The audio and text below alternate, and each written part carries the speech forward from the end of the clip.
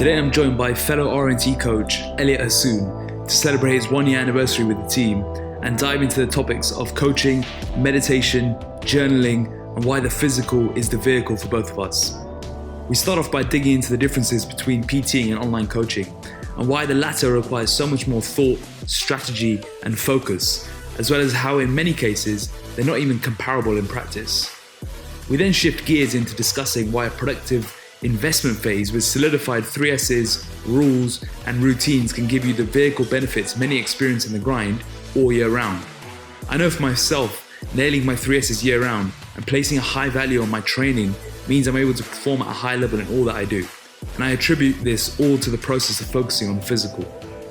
We finish up on discussing Elliot's meditation practices and why it gives him so much grounding in the day, as well as comparing notes on journaling and how it's been such a game changer for both of us. This is a great conversation that's jam-packed full of value, and I'm excited for you to dive in.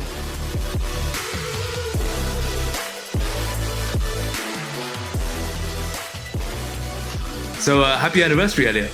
I know, it's been 12 months that have flown by, to be honest. I remember getting the call and then immediately, maybe like a few hours later, you're like, I've got the perfect first client for you. And then it's all gone from there. The rest is history. Yeah, exactly. So what was the exact date? 13th of February? It was the 13th that we confirmed it. And or was it? Yeah, it was the 13th that we confirmed it. And then 14th was when first client. First set up, yeah. Brilliant. Valentine's Day special. It was a Valentine's Day special. And it's good to say that, I don't think you'll mind me saying it's Parent, and he's still with me now. And he actually, on his check-in this week, he was like, happy 1 year. So it's been a journey for both of us as well. Was he the first one? He was the first one. Oh, brilliant. Yeah. So I remember I obviously got the setup and I was heading to Amsterdam on that same night. So I wanted to get his setup started before I took the flight. So I spent like a good 2 hours on it initially. And then I was doing more of it on the flight. And then I recorded his initial loom when I got there at the hotel room at like midnight as well. So literally his setup spanned across like the course of 5 hours. So if you're listening, Parent, you got the most extensive setup I've ever done. So that, I think it was on a Wednesday. So that means, I remember I think you must have said like, oh yeah, we'll get started on a Monday. Yeah. Because you were like, I'm going to Amsterdam. And then I must have messaged you saying, well, you got a bit of time for the first flight. Yeah, exactly that. And that's kind of been the tail of the tape ever since, I guess, though, right? Isn't it? Yeah, just on the fly. So how's the first year been for you? What have you learned? What have you enjoyed? What are you looking to improve on for the next year? I would say like the whole year has been really, really insightful and eye-opening. I think when I got to the point with being one-to-one where you kind of do it for like 7-8 years and you've kind of got a very good gist of what your day-to-day looks like. All the days are different because of, you have different clients, you see different people, but it tends to be, pretty samey after a while. And I got to a point where I was probably approaching comfort. And whereas I feel like once I got into online, and especially a full-time online world, I feel like it humbled me a little bit. It was almost like I got to a point where all of a sudden I was new again. Or like, even though I'd done online before, but just not at this volume, or not doing it within a team who had like a set structure and everything like that. So I think actually surprisingly it humbled me, and I didn't expect to be humbled either. And I think just due to the amount of different clients we deal with, the amount of different faces we deal with as well. Like now that I know all about the certain faces and everything like that, I feel like when I was a one-to-one trainer, I probably used 2 of those faces. It was back and forth between the trainer and maybe the executioner, and then maybe the strategizer, and about those 3, and that's it. You just kind of went from those 3 because you don't really have to practice empathy from one-to-one because you feel people's emotions and you get back and forth. But to construct an email where you can genuinely understand this person and know how to construct an effective form of feedback that actually gets through to them, I think there's a massive art to that. And I've been humbled in the process of learning that, and I'm constantly in improvement and refining it now. I was thinking about it this morning. I was watching, so I'm now in Gym Box. Yeah. I looked in so I'm checking out the new PTs, and they have a, I don't know if you've ever seen them, but they call themselves the very personal trainer. Yeah, I've seen the VPT. Yeah. So I think it's a bit of a weird name. It is, I think. And this very personal trainer was getting his clients to do squats, and right behind her, you can imagine what I'm about to say. Yeah. He was on his phone. He was on his phone being the very personal trainer. And I was looking at him, and then I was just watching the other PTs, and I was just thinking how different it is being a personal trainer on the gym floor. Not to say that all PTs do that, but how different it is compared to being online. Mm-hmm. and how much more you have to actually think when you're online coaching versus as a personal trainer, where you can get away with a lot of things as a personal trainer that you can't get away with as an online coach. Yeah. There's so much more that goes into it, I think. What's interesting as well is that, you know how we talk about, like, you know, when you're in an investment phase, you're pushing those numbers and you've got to have your, you know, you've got to have your sleep dialed in, you've got to have your nutrition dialed in and everything. I feel like if I woke up after, like, you know, I didn't really do the whole night out thing, but if I had a poor night of sleep and I was exhausted, stressed about other things, I could kind of botch job a day of one-to-one. Yeah. But when I wake up in the morning for online, like, I need to be zoomed in. Otherwise, like, I can't, because it requires so much focus, and like within the hours that we're working, we're so like dialed in. Whereas one-to-one, you can kind of like flip in and out. You know, you are watching the set and you are paying attention, but when you do it for so long, and also when you don't have to be like almost, you're involved, but because you're there, you're already involved. Whereas you can't fake it online. You have to be invested in their journey, otherwise.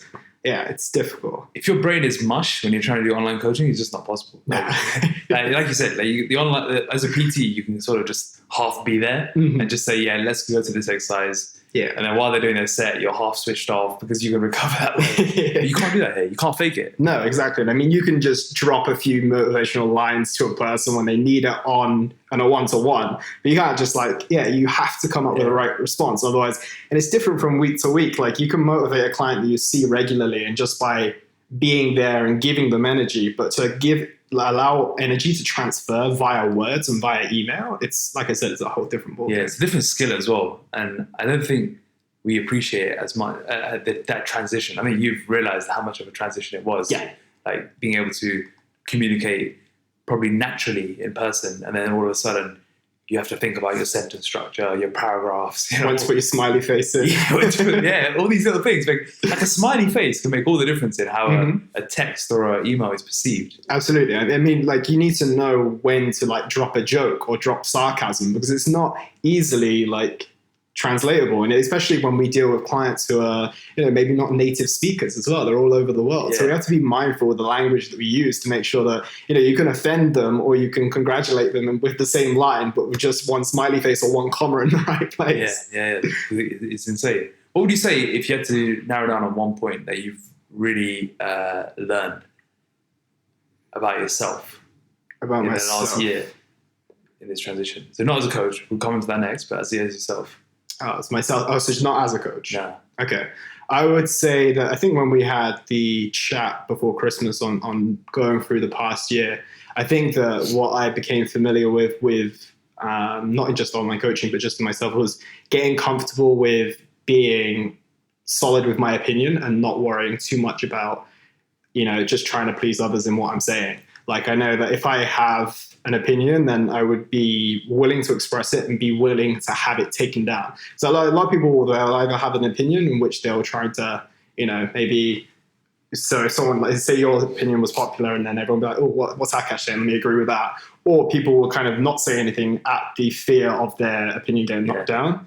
And I think what I've been able to do is just be secure within myself to express my opinion, be willing for it to be accepted or be willing for it not to be accepted, and then taking a step back to it, like analyze that and review that, and then realize where I can actually maybe slightly alter my approach, or it just solidifies what I said. So just having the open-mindedness and the ability to take on critique and opinion, I just basically be comfortable with expressing it and having the confidence that it might not be right and it might be.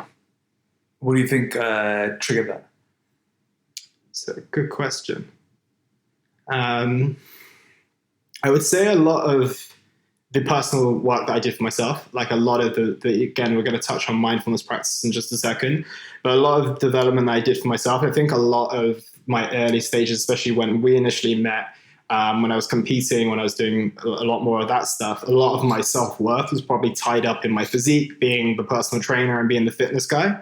But once I dropped that and realized that, you know, your self-worth comes from within, and I was able to, you know, draw new experiences, go through new experiences, add new layers to my personality as well. So I think if you met me back in 2016, it was just like, I grew up in Oxford. I'd never left Oxford. I only did fitness, and there wasn't really much else to me. But then I started literally, and that was it. And you were just like, you knew who I was just by looking at me as like a typical personal trainer.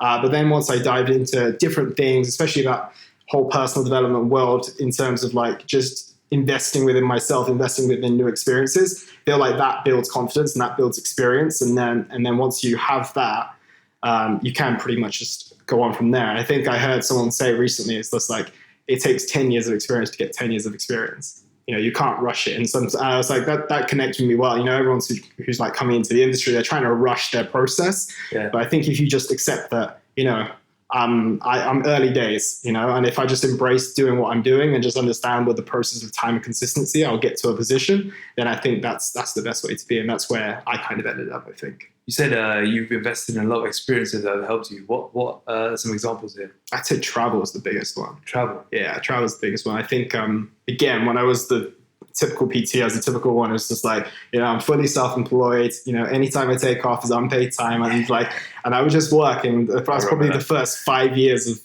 my career as well. But then once I started, I think it was in 2017 or 2018.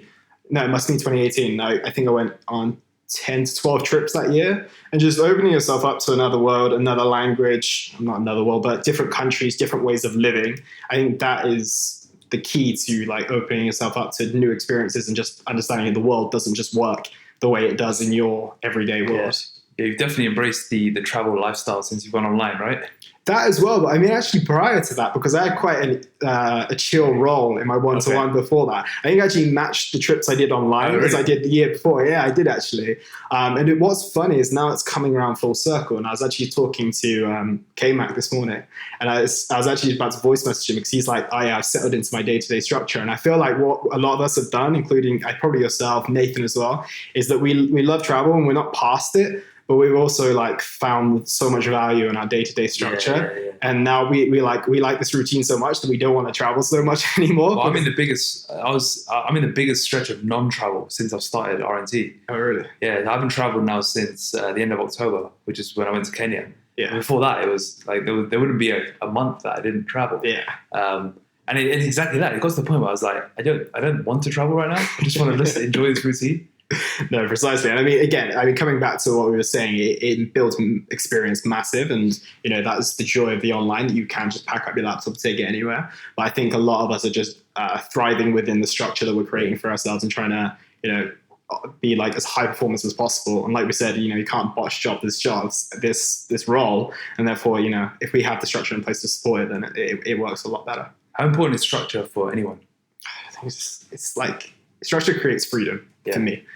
And I think the best way that I've heard it described is it's your shield from the rest of the world, right? Like you can protect the things that you want to do and need to do by having your structure in place. Like I see a lot of people, we work with a lot of people who don't have structure in place. And again, I'm not coming from a high horse here because I've only just nailed the day-to-day structure that serves me the most. But, for most people, like you wonder, like they almost say, oh, I don't know where these 5 years went. I don't know where these 10 years went. It's because like life is just like pulling them through. It's like they don't know where the current is going, right? It's because they've not got anything in place to guide them to where they're going to be. And like, for instance, with my day-to-day structure, like I'm at a point where I don't even need to schedule it on my calendar anymore because I know where I'm going to be at what time. Days like this are a little bit different. For my calendar, right? Yeah, no, mine looked like that before, but because it's so similar on a week-to-week basis, and yours is obviously you got podcasts with different people and stuff. But for me, like I know when I'm doing my check-ins, I know when I'm doing my training.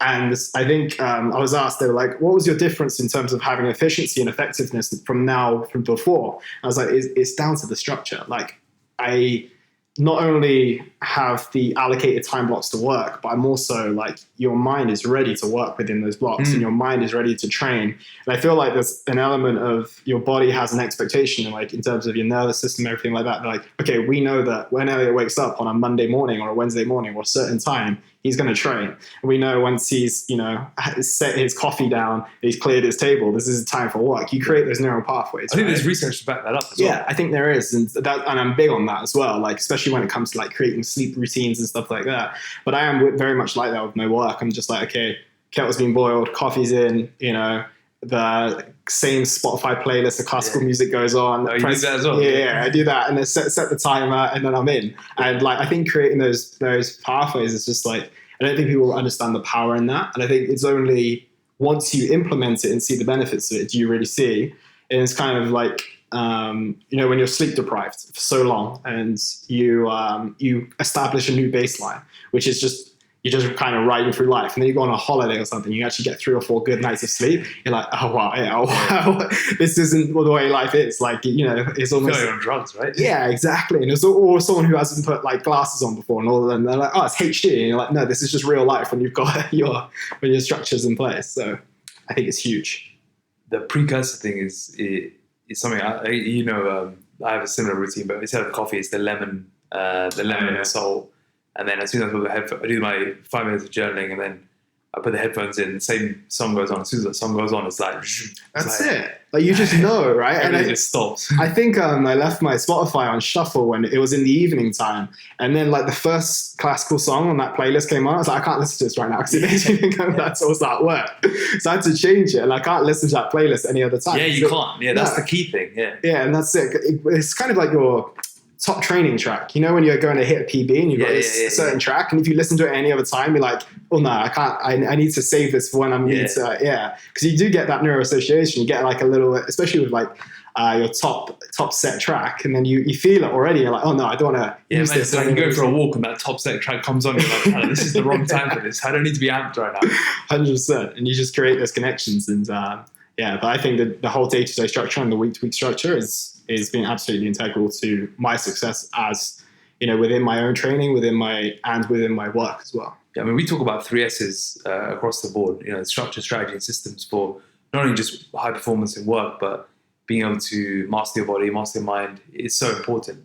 But I feel sometimes the value in it isn't quite seen by clients in the long term, or as to why they need to continuously evolve these 3 S's over time. What have you seen to be like commonalities in those who are able to evolve their 3 S's, and why is it so important that people continuously address them and refine them and understand that it needs to change, but it also needs to be there?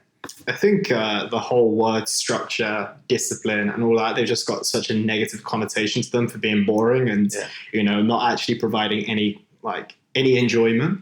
But I think that's the wrong approach for a lot of people, and what they don't realize is that you're structuring those things, like maybe it is your training, like the things you need to do to make time for the things that you want to do. So if you switch around that thought process of, I have to plan every single minute of my day to, I'm planning all of this so I can actually do what I want to do. Like if you want to be in the shape of your life, it doesn't happen by accident. Like you need these things in place. And it's also those people who don't have the structure, they're the ones who get so overwhelmed by the process. And like, I think I laid it out in black and white to a client recently. And I was like, okay, so if we look at your meal prep, we look at 3 training sessions a week, we look at X, Y, and Z, and like you got like 170 hours in a week, let's say, like 8 of those is, a night is spent asleep. And all of a sudden you've still got like over 100 hours. And I was like, I'm asking for like 8 to 12, take out the commute time and stuff like that. And then I was just like, and just look at that and look at your diary and look how much time you've got. And then they're like, oh yeah, and I think that just like takes away the overwhelm completely and almost, it disarms them of any excuse they had regarding time. Yeah. And then I think the main issue is that we've got so much distraction, so much remedial things like, social media, it has its time and place. We have Netflix, we have all these things. You got the things of the path of least resistance, right? It's all about like going to the sofa after work. And like, if we look at all those times that you waste, you can win back so much more and achieve so much more this time. Yeah. And once it's locked in, I don't think people can go back because they just realize how good they feel. 100%. And it's an issue though, if you have like a partner who's not aligned with doing it. It serves you in many ways, but you've also got them to kind of win over. Because I'm at a point now where I want to start loosely structuring my weekends as well, because I find that I'm like so on fire during the week, and then it gets to the weekends and everything's a little bit like mishmash. But I don't think you need I don't need to structure in every minute on my weekends, but I need to like know exactly when I'm going to kind of, what I advise for clients usually, they're like, oh, I lose my structure on the weekend. I'm like, just have themes. Yeah, themes, rules, or like set like time blocks where you're going to eat. It doesn't have to be like 9 a.m., but like between 9 to 10:30 or 9 and 11, you have your first meal. And then between 2 and 3, you have your second meal, or like just a broad timeline so that, and what actually, I don't want to go off on a tangent here, but what people don't realize is they already have structure enforced by their workday. So you're actually just creating structure for yourself. Like the reason you already the reason you don't like your structure perhaps is because your workday has enforced it, right? And what you don't realize is that is already placed upon you. So you have structure whether you like it or not. So and you have to spend your time whether you like it or not. So you may as well put some rules around it that actually support you. The reason you follow your work structure is because you don't want to lose your job or you want to get paid. But the idea of creating your structure for your fitness is the outcome is actually getting the physique that you want and making your life a lot easier and allowing it to run on autopilot. Exactly. Autopilot's a strange one. You know, when I moved into the new area, I didn't realize how on autopilot my life was. Like even the walk to the gym. Before, I didn't even think about the walk to the gym. I just literally walked out my house and I knew like I was going that direction. So I started doing this one. Firstly, it's a lot closer. So those steps that I normally get and I wasn't getting, which was a problem in the first place because I was like, that was an easy 6,500 steps I was getting. So I was like, let me just drag it out a bit, right? But then the first like week or so, every time I was like, do I turn left or right? Mm-hmm. Do I go through the park or should I go around the park? And then I got to the end of the week, I was like, I need to just plan this. Yeah, and I mean, people don't realize like those minor decisions, they matter. You know? Like imagine how many you have. And I think when we did the YouTube video recently, and I spoke about decision fatigue, I was like, and I was saying them to myself, and I was like, I didn't realize that you wake up in the morning, do I press snooze or not? You know, you go into the shower, you're like, do I have breakfast this morning? What do I wear? You know, what route should I take to work? Will the tubes be functioning? You know, like how many of those could you systemize and automate and not even have to make? But by the time they all add up, drain you. Yeah, drain you. They're probably like over hundreds a day. Yeah. And like they seem minuscule in like on a smaller scale, but if you actually look at it, like it's huge. Especially if you zap them in the morning. Like I made the bad mistake of on Wednesday. I don't train on Wednesdays, and I thought I'd do my food shopping Wednesday morning instead at the same time I usually train. Okay. But I went to a different supermarket than normal. That's the first mistake. Second one was when I went in and I was like, I was getting apples and I was like, they were like Royal Gala apples or Braeburn apples. And I was like, oh my God, I don't want to be making these decisions at 10 in the morning. I got back from the food shop. I was just exhausted. Like deciding all these different things. Like, should I get the chicken with the kilo chicken or should I get the 650 gram one? Exactly. All these little things. And the thing is, should I buy 2 florets of broccoli this week or should I buy 3? They're just irrelevant decisions, right? Like, why would you not want to automate something that really adds zero value to your life, you know? Once you've got that list in place, you don't even have to check it, you just review it. And like, I get that you might enjoy the picking the fruit part of your shopping, but other than that, you don't need to really like think about these things. It's just a waste of cognitive space. Yeah, and then I got back, I was like, the rule I'm going to make is never go in the morning. That's the first thing. But secondly, I need to stick to one place and just know that list for that one. Yeah, and that rules thing is big as well. And I think when you mentioned it in the book the book you just wrote and we read, and it's like I didn't realize those rules that I had within my life, like you did when you mentioned you went to Sorrento and you were like, I only eat eggs for breakfast and stuff like that. And I think that people don't, and I'm the same though. And I think people like realize how just cultivating these set of rules to yourself, again, rules, another unsexy word. But that's kind of the key to making sure that this is sustainable long term, right? Yeah. You just want, like, why would you want to waste energy thinking about what you're going to have for breakfast? Yeah. Like for the most part, like maybe, okay, if you've got a Sunday breakfast and you're going out to eat, that's a bit different. But for the most part, like on a Monday morning, do you really want to think about whether you're having eggs on toast or whether you're having oatmeal? It's just irrelevant decisions. So relevant. Both taste good, so it doesn't really matter, does it? Like, no, exactly. And then I think it's one of those things when people are like, oh, but I want variety. And I'm just like variety, the excitement in variety doesn't come from choosing your breakfast. And if it does, you've got a pretty unexciting life, right? Like you should be saving those decisions like, where do I go on holiday? You know, or like, what am I going to do on my Friday night if I've got leisure time? Like, what should I fill my leisure time with? Not like, what should I have for lunch or what should I wear this morning? You Booking know? holidays is a bad one. Like that overwhelms me so badly. Like, I get to the point where I'm like, I can't even look at this. Like, there's just so much choice. And then I'm like, where do I go? Then I get FOMO. I was like, oh, should I be in that place or should I be in that place? I just get someone else to do it now. Yeah, it's probably the wisest decision on those choices. Yeah.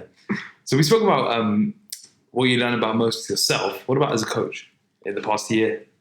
As a coach, I think just to segue off what I've already said in terms of just understanding the client not through face value. Obviously with one-to-one, it was so like it wasn't easy, but I feel like I have a generally good awareness of picking up people and understanding like who they are based on the way they speak, based on the way they act and behave. And that's a lot easy to see when you're like face to face with someone. You can pick up on body language. And I feel like I have a good awareness of that. But to understand a person via what they're typing, and also understanding that, when you meet someone for the first time, they're already in a little bit of a shell, right? And you got to bring them out. It's a different ball game on email when you're not even looking at someone face to face. You can't pick up on their small body language, whether they're beginning to like you or not. And you've just got to know, again, playing the right face at the right time, and just understanding like, does this person need a little bit of empathy, or does this person need a kick? And it's almost like I'm not coaching towards I always coach towards my favored faces, but also I need to understand theirs first to make sure that they're suited and they match. So I think I've just got a deeper understanding of people, and I also try to no pun intended, but read between the lines a little bit more of what they're actually saying. Yeah. Because like you can read an email and it might look beautiful and like make sense, but if you like we have levels of questioning, which if you go a little deeper and a little deeper and a little deeper, you actually get to the truth.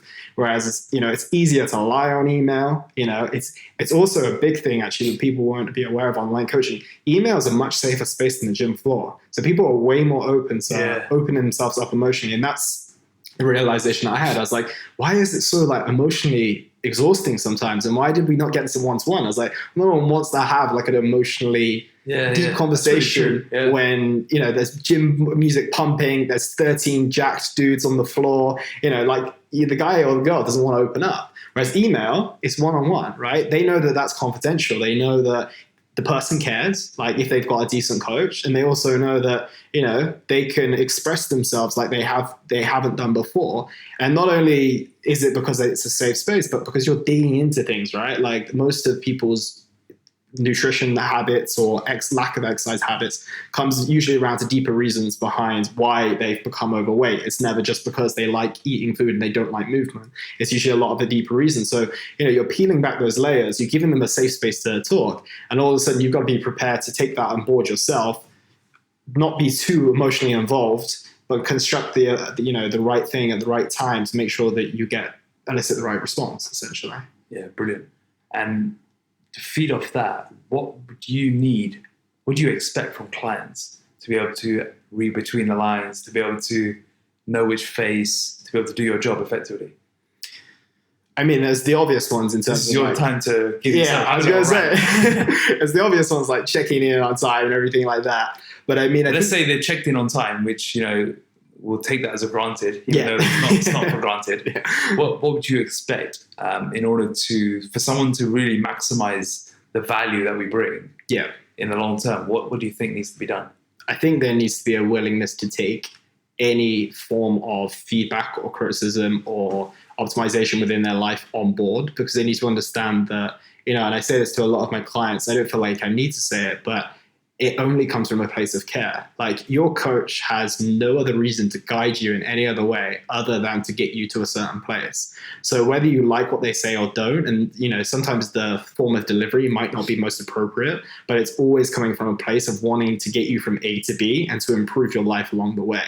So if you understand that, and you understand that all they're trying to do is help, and you can be open-minded enough to take it on board, even if it triggers you, even if it hurts you, even if it's honest and you can't deal with the truth, then just take a step back, look at it from a very third person perspective maybe, and understand that why they're saying that. And if you dig a little deeper into that, you'll be like, okay, now I get it. And if you have that willingness to change and that willingness to take that advice on board and then actually take action on it, because that's a big one as well. A lot of people will accept it and like, oh yeah, I get that, and then not do anything about it. But if you are actually going to action it, that's going to be the key. So willingness to take critique and advice on board, and then the action taking. It's ultimately being coachable. Massively. I think that's huge, and it's there's an element of the art of showing up. There's an element of building your education, but I think without that element of coachability, then it takes away coaching, right? Yes. So I think that one's absolutely critical. So if you look at people who get the results, they are the people who are willing to take this advice on board. They might have been resistant in the first place, but once they understood where it was coming from, or if you've been able to connect those dots for them, then they thrive and then they flourish. And those are the people who change their lives for life. What is the danger of not being coachable? And why are so many people not coachable? I think a lot of people, life's, without sounding too, I can't think of the word, but without sounding too harsh, it's like some people haven't gone through a lot of like hard stuff or people telling them the truth. And I always say, like, if I'm going to have a child in the future, I wanted to do like some form of tough sport, or him or her, because the sport is super honest, right? You have a winner or a loser. You have to work hard. You have to accept that people are sometimes better than you. And you quite often have to face the truth. But those 4 things that I just mentioned, you don't really have to face in life that much anymore. Like if you have like really caring parents, you get born into, not even wealth, but like enough. You can go through life in a pretty chilled manner without anyone really challenging you, especially the way that, you can't really be too harsh with people. Within schools, there's probably like a lot on teachers now to be not as strict with children and allow them to express themselves, which is absolutely fine. But I don't think we get a lot of hardship unless we go through a lot of hardship. And some people can get through 20 to 30 years of their life with no one saying a word to them that's maybe honest enough to elicit change or to elicit a thought process that enforces change, that all of a sudden they have resistance to accepting that as, that feedback. They're like, okay, well, I've done successfully in my career, I've got here, and all of a sudden this guy's telling me I've got X, Y, and Z wrong with my life, and this is why I'm doing it. Then I think that's the challenge. And I think at the end of the day, it comes to lack of ownership and lack of acceptance of the way that their life has panned out on the premise of the choices that they have made. So I think it comes down to ownership more than anything. Yeah, being coachable is huge. If you want to improve, you have to be coachable. And there's a consistent commonality in those who are coachable and their long-term results. There's a reason why in the scorecard, one of the categories is coachability. Yeah, absolutely. And I think you have to, like, if you don't initially value coaching, then unless you're shown to see the value in coaching, then that's obviously going to be a difficulty. So if people haven't had a coach in their life, or they've had previous like poor tutors and poor teachers, then they might not believe in the value of coaching. But yeah, if you have, like I said, if you've come in with the open-mindedness to change, and then you're allowed the magic art of coaching to take place, and then you see the value of that, then, you can milk it for the rest of your life. And I feel like everyone should have a coach in whatever area they want to exceed. And I can't think of anywhere better than your body, as it's just going to transpire into everything else that you do. Yeah. For those of you who haven't taken the scorecard test, make sure you head to www.rntfitness.com/scorecard, which we'll link in the show notes as well, just in case. But you can score yourself against what we deem to be the 3 essential keys for a long-term transformation, which is coachability, consistency, and commitment. So you can score yourself against those and gain a personalized report, and it'll only take you less than 5 minutes to find out your score. So highly recommend doing that, and then using the feedback that you gain from it and seeing if you are coachable. And if you're not coachable, seeing where you can improve and become more coachable. Yeah, like I said, it just starts with having that openness to change. There's clearly a reason why you are taking the scorecard test, or you're reaching out to someone to help you. And then if you understand that their intention is to help you, and you disconnect a little bit of ego away from that, ego is a big one as well. I think we all suffer from ego on a day-to-day basis, even if it's on quite a small level. But if you can disarm yourself and just allow that person to take some form of control, then you will flourish. You really will. That's always Pooja's biggest advice. She's always like, you need to check your ego at the door. 100%. She always says that. And what the thing is, and like what I've realized as well, is even within myself, you don't realize, like, again, when you think of ego, you think of the exaggerated term, right? You think of like having a altered personality, or someone who walks around like, chest puffed out. Exactly, right? Yeah. But it's on a smaller level. It's actually when someone challenges your decision and you're like, no, I'm right. Or if it's someone like, someone says you're wrong in an argument, or the lack of taking ownership and fault in situations, that's ego. And people don't see it on that level. And I think there's a lot of smaller levels of ego to everyone. I think even myself and probably yourself on a day-to-day basis, we need to keep our ego in check as well.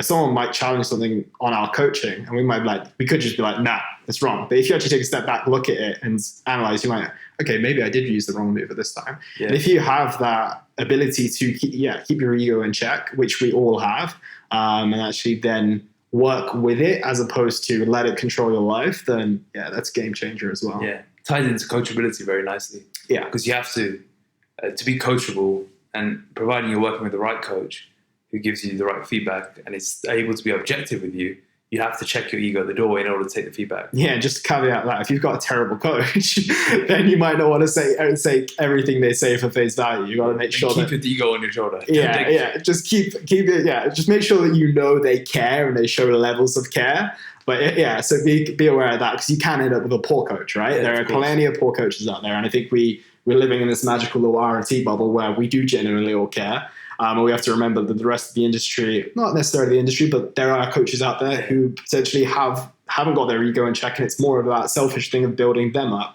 Whereas I think we're very selfless in the work that we do with our clients in particular, that we do genuinely care and we are in service to them as opposed to them serving us to make us look better. Ego. Yeah, precisely. Exactly. You said you talked about it transcending into other areas of your life, providing you go through this journey properly. How has the physical been the vehicle for you in particular? It's a good question. It's one I actually pondered quite a bit, especially on the basis that it is, the manifesto of the company. And I have thought about this a lot, and I have realized that, without fitness, obviously I wouldn't be here doing what I'm doing right now, because it does tie into the job that we do. But it's not even just that. And it comes back to when we were talking about, the structure, the strategies and systems that you put in place in your life to thrive. And what people fail to recognize is that the things that you need to do to get in shape, they're not just to get in shape, right? I think you mentioned it on the last podcast with Nathan that you did, when you know that if you have a heavy squat session in the morning, you can't be out in the evening smashing beers, right? You need to have your water in check. You need to have your sleep dialed in. You need to have all these things, because especially when you get to those top weights on an investment phase, they're not going to move unless you've physically and mentally prepared in the best way possible. And if you're physically and mentally preparing in the best way possible for your training via drinking enough water, by eating the right foods for yourself, by getting enough sleep, those things aren't just for the gym. They are for everything. You're going to thrive in your work. You're going to thrive in your relationships. You're going to thrive in everything you do if you have those things in check, because you feel on fire, right? And that's where I think a lot of people experience the benefits of the grind, because everything is dialed in, right? There's no decision fatigue. All the things are kind of automated, right? They're sky high in terms of steps, which means they're getting activity, they're getting maybe a lot of sunlight exposure, cardio, exactly. They're functioning from a cardiovascular perspective. They're getting training, which all of that movement is going to be paramount to success. They've got the right foods for their body at that period. Yes, they're in a deep deficit, but they're having multiple servings of vegetables, multiple servings of protein, consistent times throughout the day. Once you've got all that in check, your life can actually just be something special. And I look at how I've grown within the career that I've had so far, and I'm probably a little bit judgmental of my own self, but in terms of the progress I've made within the time I've been in the industry, I've taken steps up every year.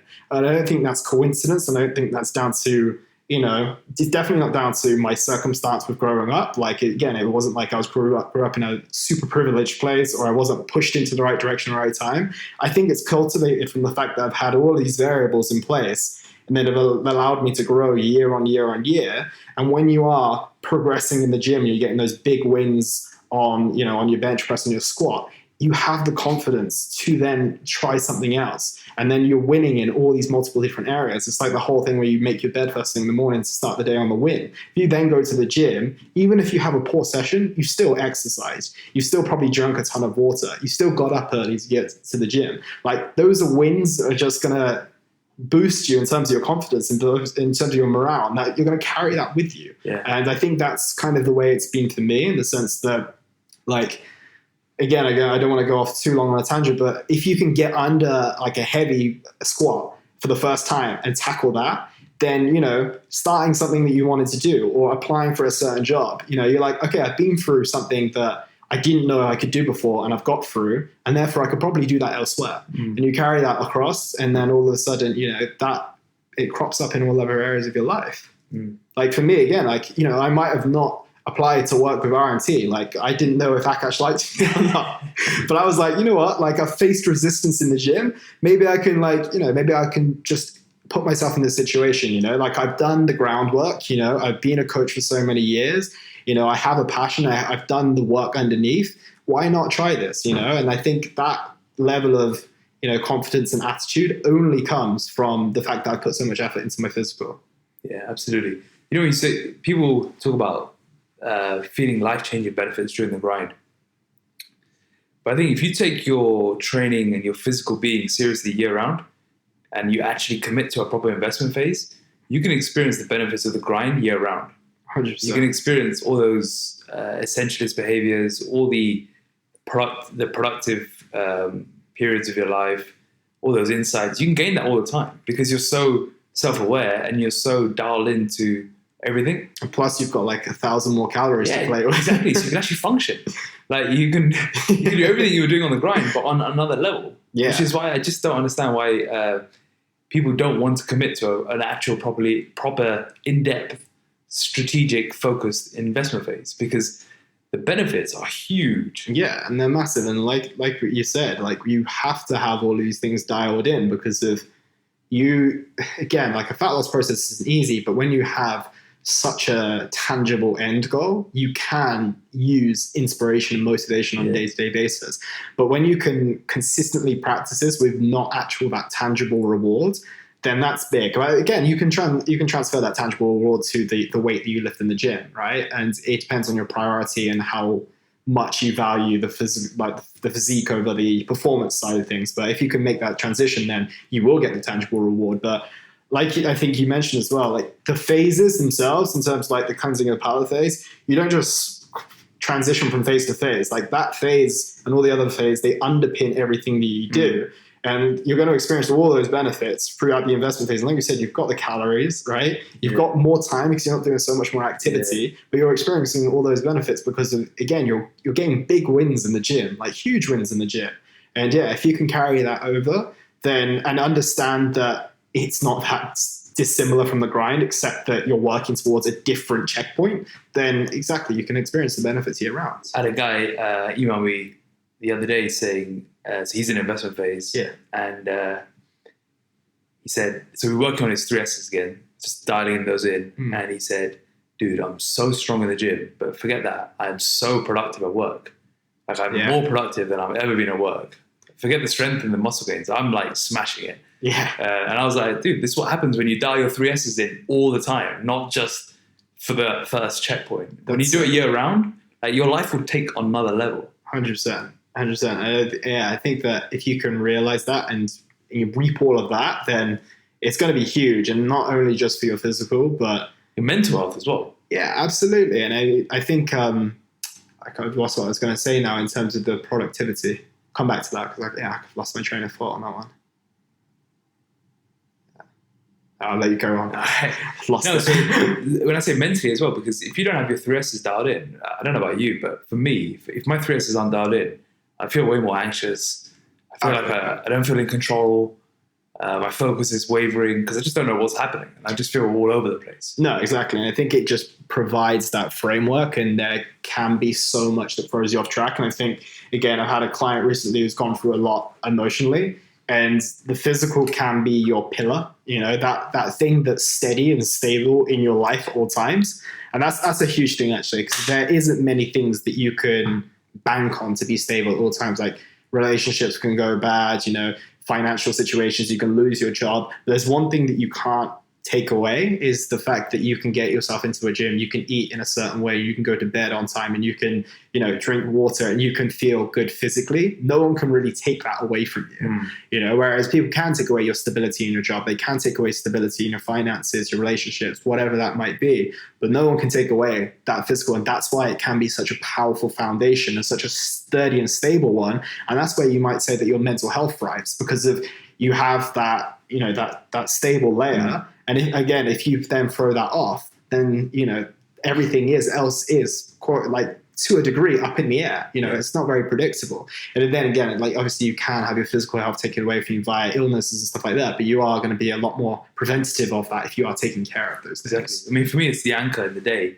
And when you hear about people's maybe financial situation changing or their jobs are up in the air, and then they're suddenly like, I've got no time to train. I've got no time. I can't control what I eat now. I can't pay attention to any of this.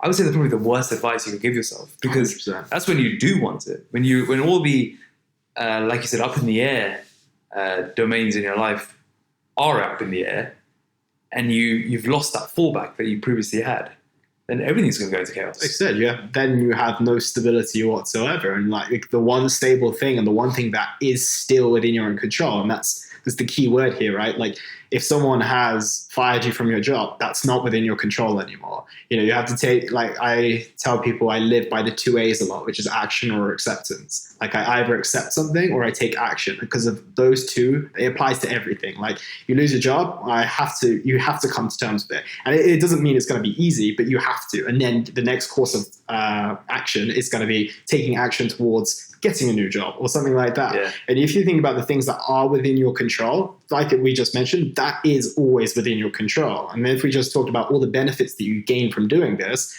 what do you think is going to put you in a better position to get a new job or get into a new relationship? It's like if you get those small wins every day, or on the flip side, you take away all those wins and all of a sudden you lose stability, you lose any thought process or actual physical or mental wins, and exactly, you're gonna struggle. And then that's where those 2 A's come in. So accept your situation for what it is, and then take action in any way that you can. Yeah, that's why the cleaner palate phase is such an important part, but it's also one that never stops.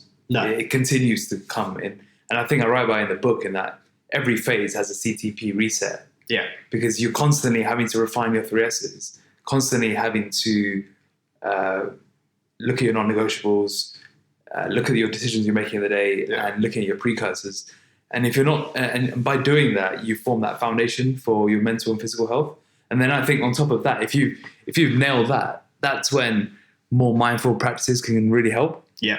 Because you've got that foundation in your life, and then you're like, okay, how can I accelerate this? Yeah. And that's where the topic of like journaling comes into play, or other mindful practices. So it kind of segues nicely into the next bit of the conversation. And something you said that actually resonated with me is when you said that the last thing you want to do is take away all those physical things. That's how I feel with meditation and journaling. I find that anytime I drop those practices, that's when things go a little bit up in the air. Because so the same way that I have that physical stability, I get a lot of mental stability from having the meditation in place and having the journaling in place. And I find that anytime that I let my thoughts go a little bit wild and then things are a little bit unsure within my mindset, that's when I've stopped doing my meditation. That's when I've done it. So in the same way that I have my physical in check and that provides that stability, that meditation for me personally, especially the meditation, provides that stability from a mental health perspective. That is the anchor for mental health as well. How do you meditate?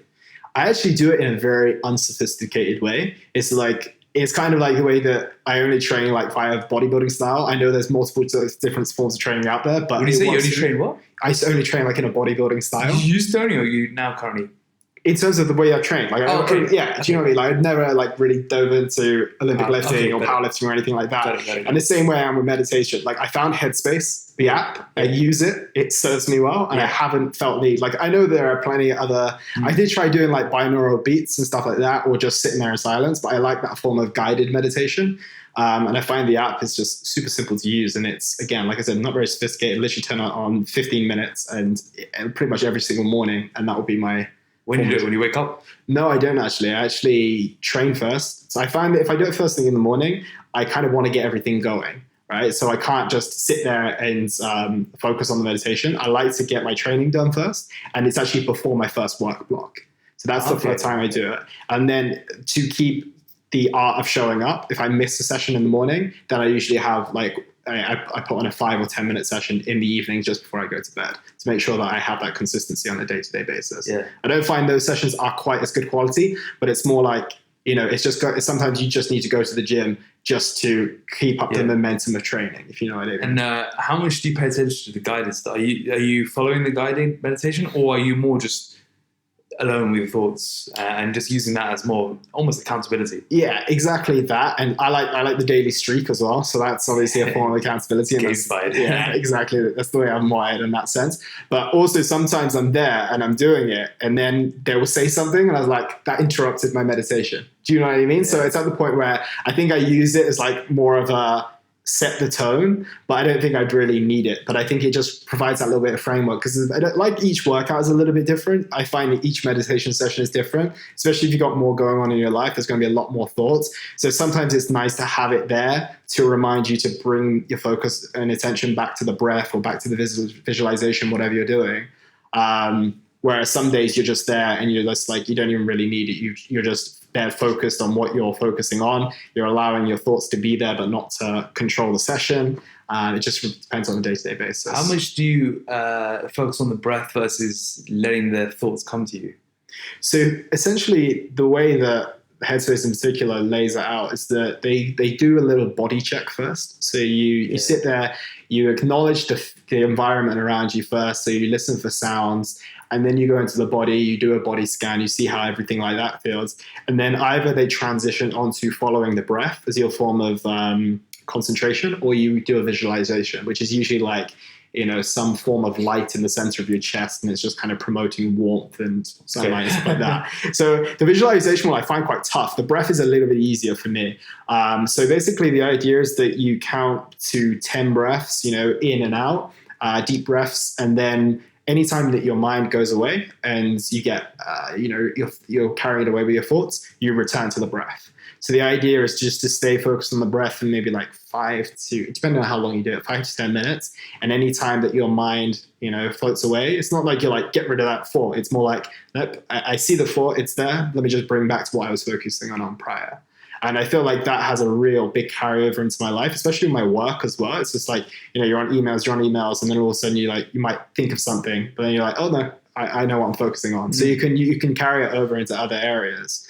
Just to segue off that, I was listening to a different meditation in the evening the other day, and they had a really nice thing. So a lot of people think they have to get rid of their thoughts, or they think that if they think too much, they shouldn't be doing meditation, or they think too much during their meditation. And they're like, but I think too much. I'm like, that's the whole point of it. So if you've got too much going on in your head, that's the ideal time to do it.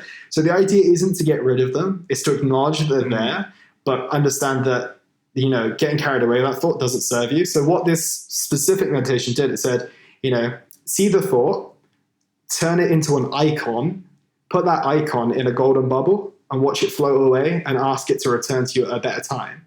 And I thought that was really valuable. Yeah. Like, for instance, if you're thinking about training, turn it into a dumbbell, let it go into that little golden bubble, let it float away, and come back to me at a better time, and then just return to your breath or something like that. And I've never heard that before in the 2-3 years of meditating. And I heard it on that YouTube video, and I was just like, oh, that's amazing. I really like it's basically the idea of you can control your thoughts. Exactly. The idea you let them come to you, but you're the one in control. Yeah, you're in the driving seat, right? You have control of your thoughts, but a lot of people don't. They allow their thoughts to run their life, right? And this is when it comes back to the whole, you are the story that you tell yourself, right? I could think of a song right now and have that song in my head, but then I can remove it as easy as I can. But I don't think people realize that they are allowing their thoughts to run their whole entire lives. I think once you start doing some form of meditation, you have the awareness that you are separate from your thoughts. That's the biggest shift in my life.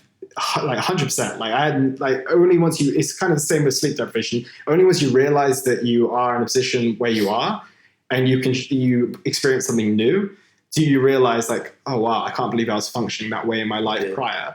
You wake up in the morning, for instance, what I do now, when I wake up in the morning, I'm showering, I'm very observant of my quality of thinking. So I'm I think about what I'm thinking, I'm observing what I'm thinking about. So yeah, exactly. It puts you in the observer role. You're not the thought, you are the observer of the thought. And I'm there and I'm just looking at the quality of my thoughts. And, if you can't do that, and sometimes my quality of thoughts are negative, and I'm just this is interesting. If I allowed my life to be like this and I was controlled by this, I'd probably have a poor day.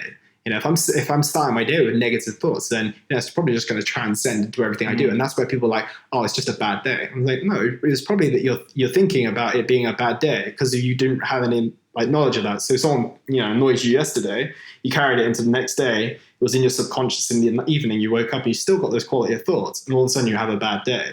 Whereas if you can see those and you're okay, I don't really like, that soundtrack of the day.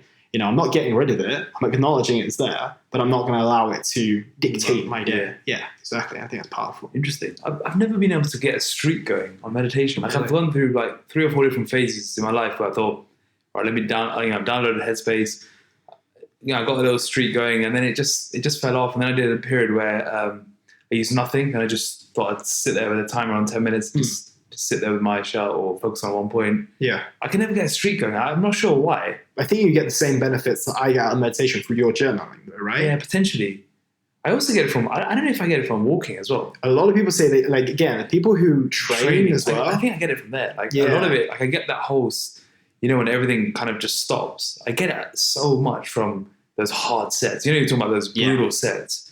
And there's that minute before, the during, and that just moment after, where everything just goes off. Like, I don't know if you ever see me when I set up my videos. It takes me, like, when I ask someone to film my set, I tell them, like, just start it when I actually start the set, because you're going to otherwise film me, like, for a minute. And I watch them, and it's like, the other day I had to film myself doing a set of RDLs, and I finished the set. It was like a 5-rep set. I looked at the video; it was 2 minutes long, because I spent a minute and 30 just staring at the bar. Yeah, like I was doing my usual routine where I picture the 5 reps. You visualize it, yeah, right? Picture. Then I squeeze my hamstrings or the muscle that's coming up. Then I do it again. Picture the muscle. Then I wrap my straps in a certain way, and then I hold the straps. And I'm leant over, and I shake my right leg. Yeah, and then I'm like staring at the bar, but my eyes are shut. And I'm just shaking my right leg, thinking about it there. And then I go in, and then where that thing where you flex your knee in and out. Yeah, like deadlifters before they pull. I do that like 3 times. I do that before I squat.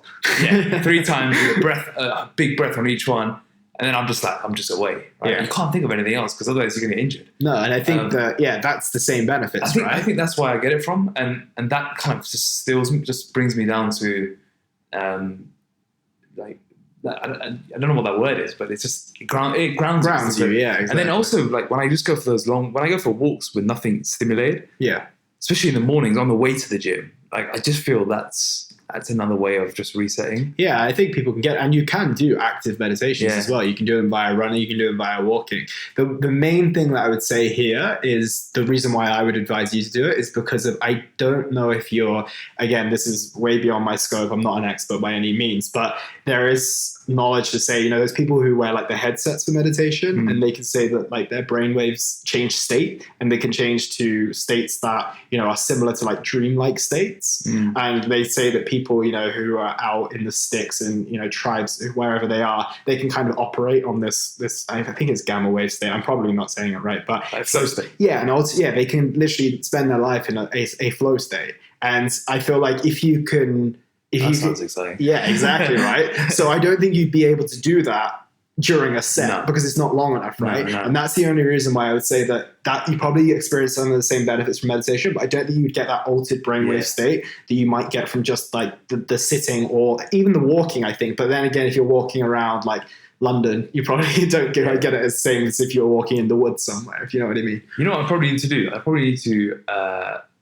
build up from like literally 30 seconds. Yeah. It's probably needs to be one of those, like, just start with 30 seconds and just slowly etch it up. Yeah, what I liked about Headspace, they started on like 2 minutes. And I was like, I can commit to 2 minutes. And then once you start like kind of getting into the groove of it, and again, you master the art of showing up, you find your spot on the sofa. It's just like, and then you actually do see the benefits. And again, like you mentioned earlier, the main time that I found that I saw the benefits of meditation is when I took it away, because that was the only time I then realized how in control my thoughts were when I wasn't in the driving seat. So I think we're all in the driving seat, but it's like we've got our hands tied behind our backs, right? And I feel like meditation is what takes it gives you control of the wheel and gives you control of the gears, whereas everyone else is just kind of in the driving seat, but they're letting their thoughts drive their life, and then all of a sudden you're like, actually, no, I do have control. I can change direction if I see fit. I think you're also right that I do get some of that from journaling. I do that before I start working. So my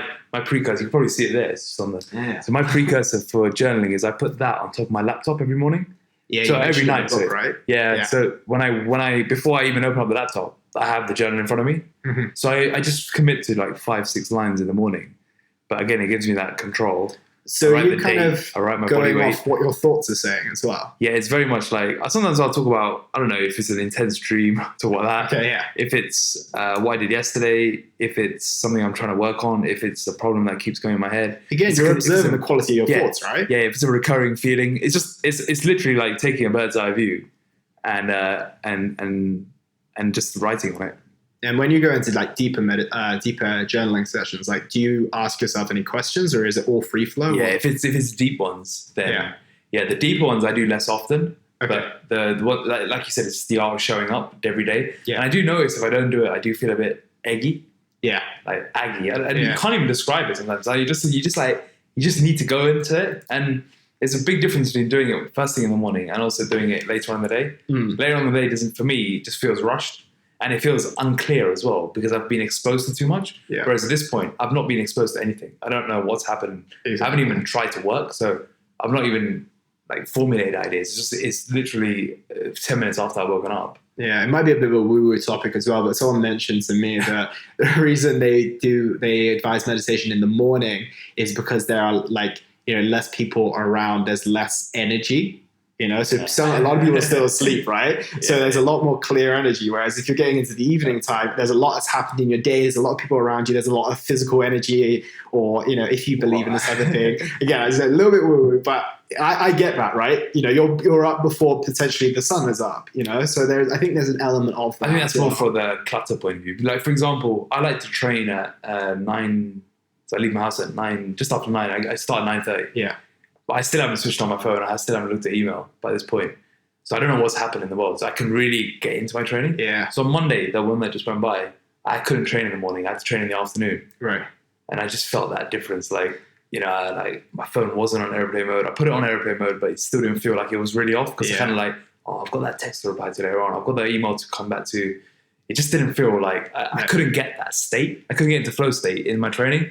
I was almost like, I was in the gym. I was like, I need to get out. Yeah. Whereas in the morning, if I go in the morning, you can take your time a bit better. It's interesting. You don't know what's happened. Like even if the worst news has happened, you don't know yet. No, exactly. And this is the thing. I think a lot of people, I don't want to sell the idea of, train whenever suits you. Yeah. But I've recently switched from training at like 12 till 2 p.m. in the afternoon. Because when you're a personal trainer and that time after lunch was tired, quiet, so you'd always train then. And now I've transitioned training first thing in the morning. My training has been so much more productive. I was always in the mindset of like, I need to have food in me prior to training. I need to have X, Y, and Z. But now I literally go first thing fasted, and it is the best thing. It's like you said, nothing has happened in your day yet, so you're not really thinking of anything. And if you are, you're dragging it over from yesterday when that should already be dealt with anyway. But yeah, I'd say that there's huge benefits training first thing in the morning and doing these type of practices. I have a question for you as well. What are some of the biggest revelations that you found from journaling? Like if you were going to sell it to someone, what have you found out personally through your journaling sessions? About myself? About yourself, about business, whatever is the way it served you. Oh, wow. That's a big question. Yeah, sorry. That's what I need to prep for. So I write down an article. I would say it's learning what I like and what I dislike. Mm-hmm. Probably more than anything. That's something I've really kind of honed in on. Like when I can catch bad habits very easily now because I almost audit my day in the morning or audit my previous day in the morning. And if there's something that's dragging on, like you mentioned from the day before, it's probably something that needs to change or needs to be acted upon. True. So it gives me that opportunity to audit myself and understand more and more what puts me into flow, what puts me into that good state of mind, and what drags me down. Nice. I can catch on these bad habits really easily. And I was reading, I don't know if you've ever done this, but you read through old journals. I started journaling in 2018, November 2018. Mm-hmm. So when I started this new one, I thought, I need to review the whole previous one. Yeah. And there was a period, it was pretty much when you came on board, the period where like I collapsed, like the day you signed. Just to mark your It wasn't my fault. Yeah. But I was reading through that entry, that month of entries, January, February, March, and there was things I was writing in there, like, and I read back and I was like, no wonder. Like I was writing stuff like, can't see the light at the end of the tunnel. Damn. I'm burning myself to the ground. I need to change. Like something needs to change. I need to figure out how to come out of this rubble. Yeah. All this sort of stuff. But from all of those revelations, I was like, well, now I know what needs to be done. I need to build a team. I need to build systems. I need to actually make this into a proper functioning business. Yeah. Like it can't just be, like a couple of lads just working together off their laptops on a Gmail account. Yeah. Like we had to actually formalize this, and it was just all over the place. And that was I was looking at it. It's really interesting to see, like, if you read from like January to like April, and just the change that slowly took place. Like, went from like, is this ever going to change? Like, I'm just stuck under rubble of admin and constant workload, to like, I feel in control. That's powerful. But I could never have got that because there was a period like in February, I remember reading it. Every day was like the same thing I was writing down. And I was like, I need to change this. Like, how do I change it? Then it turned into how. How do I change it? Then I started writing, right, I need to write this document. I need to write this document. I need to write this manual. I need to build this thing. And then it just slowly started evolving. And then now that's actually become a big thing where I'll notice trends like, that problem keeps coming up. And I'm like, now I need to actually act on it. And it becomes from like, what's happening to how do I change it? Yeah. And that's been the biggest thing for me, I would say. It's become my own version of, like, I think I was having this chat with you. People get addicted to personal development. Yeah. And they get addicted to reading about it and then going to courses and going to events. But that's all great, but you still got to apply it. And you've got to actually figure it out yourself. You've got to figure out what works for you. For me, this has allowed me to figure out what works for me. And those small 5-6 lines a day, they add up. Yeah. It takes 5 minutes, but for me, those 5 minutes, they add up. And I always, before I write down, I always look at what I wrote down the day before. That's good. And reflect on the week and see, are there trends forming? And then what would happen sometimes is I'll branch off like a 5-line entry, and then I'll turn into like a page of like, here's how I'm going to act on this thing. Yeah. Here's the new strategy, like for, I don't know, whatever it is. Like, it could be the new gym program I'm going to go on, or how I'm going to change this in the business. So I think there's one I was doing the other day, just looking at different tech solutions we can implement to speed things up and be more streamlined in what we do. That it went from like, we need to improve this thing here, to like a full page on it. Like it just provides that impetus to improve. And for me, it's been an invaluable tool that I always keep with me now. That book has to go everywhere I go now. I think is a good selling point for people who maybe find themselves having the same problem over and over again. Yeah. And, you're not going to be able to work it out sometimes in your head. Sometimes you just need to get it down on paper and ask the questions around it. And I feel like we review almost everything in life except our own lives. Do you know what I mean? Like, or we should be reviewing. Like, I think I was trying to sell this to Ivan, actually, because he doesn't do either. And I was like, so, when you look back at your training logs from a few years ago, and sometimes, you assess where you were, how many progressions you've made. I was like, that's how you're going to do it with your, like, you would do it with journaling with your life. You're looking back and just seeing where you've made improvements. Maybe if you saw something in that journal and you're still the way it was, that's going to be a very, very good invitation to be like, wow, it's been going on for like 8 months now. I should probably do something about this, right? Yeah. So, because if it keeps creeping up, then then you can only ignore it for so long if you're writing it down every day. Like you said, it was why, and then it turns to how, right? And I don't think you can actually do that sometimes without having the clarity of having it in black and white. And that's where I see the power in journaling, is that, sometimes our heads, again, they're full with so much. And, those little decisions like Royal Gala apples or Brayburn, right? Those are the things consuming. One of them is like... the madness is, one of them was like 3 times the price of the other. I was trying to figure out, why is this £2 or why is this 65p? I'm just going to go by price. Get the 65p apples. That's what I mean. And those are the things going on in your head. So when you have these like big decisions to make, but you're so zapped from all the things in a day, how are you going to expect to make any big decisions or big calls? Unless you see in black and white and they keep coming up, and then that's the time to take action. But I think that's powerful. And I think we should all constantly review and refine, not to the point where we need to be obsessive about it, but if we can improve our lives just by writing down what's not so great and what's could be improved, it can be really powerful. I mean, even like today, like I will write in my journal tonight, just a side note for those of you who are listening now, I ended up being 2 miles away from Akash's home today because I didn't check the postcode and I just relied on the link that took me to Google Maps. So like in my journal tonight, I can be like, okay, how can I improve things today? Well, first of all, I can take a damn umbrella because I came in soaking wet. Second of all, I can check postcodes when I'm looking for places.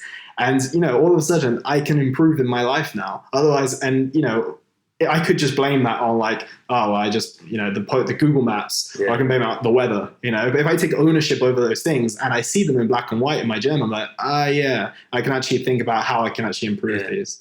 I think it's huge. I think it's one of the reasons why I don't really look at self-development stuff much now, because for me, that is the biggest thing. Like you can read something, but they're not going to tell you what to change, right? You're going to tell yourself. Like if you're writing down your thoughts, like you said, you become the observer. Yeah. Then you just need to look at it and think objectively, right? What do I need to change here? Yeah. And if there's something that's bothering you, okay, well, let's change it. You're constantly writing it down. Let's change something about it. 100%. If I go through big journaling questions, I usually use like 3 questions, because if I was always wondering, I was like, am I getting the most out of this? So I did a little YouTube search and I found 3 questions you can ask yourself, which is really powerful. And it's the first one is, what's the worst that can happen, within the situation? Because usually you can start unpacking that and it's not nearly as bad as it is. And then you ask yourself, what would a third person, someone else with a different perspective, look at within the situation? It's work through a problem. So take yourself out of it, because if you're zoomed in all the time, then sometimes you can't see, the forest from the trees, as people say. And then finally, what would the highest version of myself do in this scenario? And after you've done those 2 questions, then you can usually come to the right thing. And quite often, this is the big key here, is that quite often you know what to do. Right? Yeah. Quite often, you don't need to search for the answer on Google or anything. Quite often, it's in your head. You just need the time to articulate it, come to terms with it, and then take action on that. And I feel like journaling facilitates that process. Just to piggyback off that, one thing I do when there's might be a problem, like for example, the problem that I had a big problem towards the end of last year, and I came to terms with it, but I hadn't like accepted it. So what I did is I wrote at the top of the paper in the journal, and then I put a line down the middle, and then I put, is an exercise from Man Meat about the law of duality. So I put all the downsides of what's happening, like why this is so bad. Yeah. And I wrote like a long list, like it got to like 12, 15 items. Then I was like, what are all the opportunities that come from this? Like what are all the positives? And I made sure I got down to 15 or whatever the number was. And then as soon as I matched them, I felt like I was ready. Yeah. And that made all the difference. That's so huge. For me, and I've done that multiple times where if it's like something I can't get to terms with, I'll just list out all the reasons why it's bad and then just try and match it on so big shout out to Man Meat for that tip. Yeah. And like I said, it's just, you have the answer within. It's just a case of getting it outside your cluttered, I should say, mind, and then just actually being able to see it in black and white. And just one final thing on that journaling note as well, is that if you are not into the whole pen and paper thing, because I know a lot of people aren't, I personally find it quite therapeutic, because I find we don't really write that much anymore, but I know a lot of people aren't. Voice noting yourself can be really good. Oh, interesting. So I know that when, like, me and Nathan go back and forth a lot with voice notes, and I know that when he does it to myself, he's sometimes just talking to me, but just via talking and by saying things out loud. And the same with me as well, like just by saying it out loud. And then also if you play it back and you listen to yourself speak, sometimes that can be just as powerful as well. So I actually started the other day, I just did one voice note to myself. How do you voice note yourself? You literally just put on the voice number and you just talk. Oh, okay. Yeah, and then, so it's just like what you would write down on paper, but you're just saying it. Because I feel like that's a little bit more 21st century, a little bit more of a tech version of journaling, it's right? quicker as well. Yeah, absolutely. And you can get down more information. It might not be valuable information, but sometimes, like, a lot of people don't want to talk about their problems. Again, like in the past, I've been a bit of a closed book, so I might have not wanted to do that. I might have not, because writing makes it real, but when you talk it doesn't feel as deep. Yeah. Like if you just like, I hate my life in writing, that's pretty deep. But if you say it out loud, it's like a little bit more, a little bit less real. But then if you talk it out, just have a conversation with yourself on a voice note and then listen to it back, I think that can be a good avenue in for anyone who's got that resistance to pen and paper. At the same time though, because of that exact example, let's just say the extreme example there in my life, right? You probably wouldn't say that out loud because it might feel too real. Like maybe. But you might write that down because there's a less barrier of entry and it won't, like you can explore it better. Whereas saying out loud, I hate my life. It's real, isn't it? Yeah, I mean, that's a very extreme example, but I think either work. And then you also get these apps now as well. You get 5-minute journal. There's morning pages. There's all sorts that people use. The gratitude ones and stuff like that. Gratitude journals. It just comes down to what works best for you. They all work, Yeah, exactly. I mean, again, if you voice message people a lot and you get a lot of value out of that, then you might find this form. If you've never tried journaling before, then you might find the art of just putting it down on paper really therapeutic.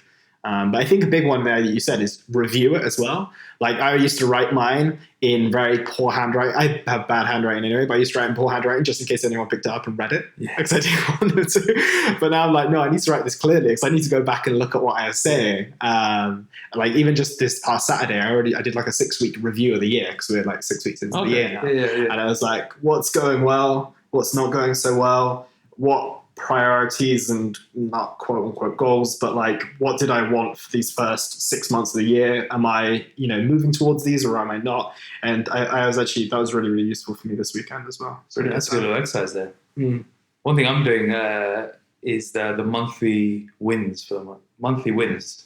So the last Friday of the month, next Friday I'll review the month, but look at the wins only. Nice. So I feel sometimes I'm very prone to just looking at what's wrong. I was about to say, like just saying, this is wrong, that's wrong. And then you just feel like everything's wrong. You just need to change everything. Yeah. Sometimes it's also good to accept the wins as well. So I'm trying to do that on a monthly basis. And that just feels like it's a feel-good exercise, but it also I think it's good. Just gives you that positive mindset as well, rather than always feeling like you need to change. Yeah, I almost feel like sometimes when you do, like, for instance, that month, the first week one, I finished on the wins so far. Because I could have looked at this year and just be like, okay, this needs to improve, this needs to improve. This was negative. But if you finish on wins and you finish on gratitude, which I think is quite a positive one, then you can always find wins, even if they're minor. You're like, oh, actually, this happened was good, and this happened was good. Yeah. You just, take a little bit of the seriousness. You can even do it on a weekly basis, like totally. A week, just like, what was a weekly win for the week? Yeah. That can be, for me, like, I had a massive win the other day with the hack squat. I think I told you, right? I was so happy so I thought, when I moved gyms, I was actually really sad about losing this hack squat. Because, you lose the indicator lift, you're like, I've got to start from scratch. Yeah, exactly. And I got to this and Sham, right? Yeah. He goes to the same gym and he texts me like the day before I was about to start the gym and he goes, they just installed a hack squat. I was smiling ear to ear. I was more happy about that than anything. Granted, the hack squat is way harder. I've had to half my numbers on it. But the fact that I'm doing a hack squat is just a big win. I wrote it down. Yeah, I wrote it down. Exactly. I'm still doing the hack squat. But people won't acknowledge that, right? Like it's so easy to look at the serious things and what's not going right. But if you look at something like that and it's a win, you're like, okay, actually, no, I am winning with it. And I think, you need to be careful with journaling as well, especially if you've got a little bit of if you've got a lot going on, it can be easy to get into a trend of like, writing down the negative version of your life all the time. Well, that's why you have to change. You have to give the solution as well. Yeah, exactly. You have to have that neutral perspective and B also like, what's the problem and how can I solve it? Because if you're just like, what's the problem every day, then I can't see that being a good practice. Dear diary, got another problem. Yeah, exactly.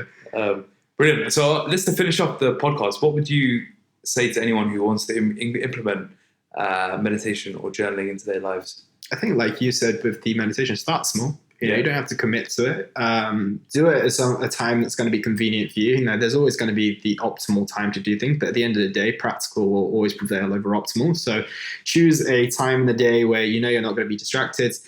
Don't commit a lot of time. Because if you might section off for 15 minutes, you might search for this time and you might not even like the practice, right? So you don't want to waste all that time. So just try it. If you like it, give it a little bit of time. A lot of these things can take a little bit of time to get into, but find a little bit of time, commit to it for maybe a 14 to 28 day period. If you don't find any value in it, try a different form. If not, then, it might just not be for you. I'd just say that's an easy way to get yourself into it.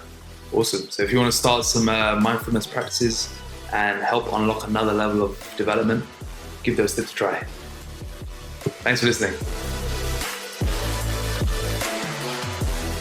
Thank you so much for being here today on this episode of RNT Fitness Radio. I'd love for you to do a quick little favor for us. Please head over to iTunes and give us a 5-star rating, leave a comment, and share it with your family and friends. If you're interested in learning more about how to transform your body and positively change your life, go to www.rntfitness.com and explore all our free content on offer. Thank you.